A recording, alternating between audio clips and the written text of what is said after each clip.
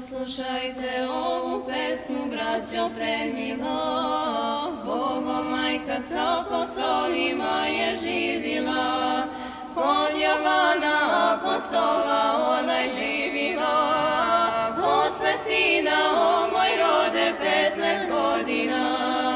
U tom dođe danak rode da se predstavi, da se digne s ove zemlje nebeskoj slavi. Apostoli oko odra tužni stajahu, zadnje reči Bogomajke oni slušahu.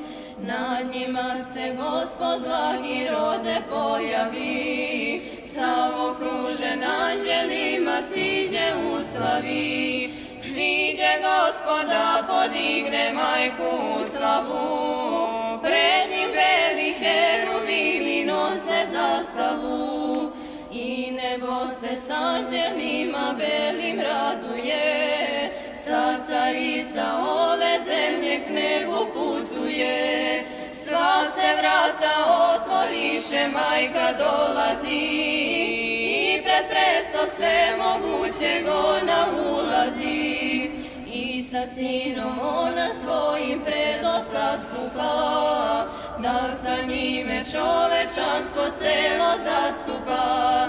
I od tada ona posta svima zaštita, i od svete blagodati večna riznica. Gospod blagi kroz nju dole na zemlju siđe, i grešnome čovečanstvu spasenje priđe.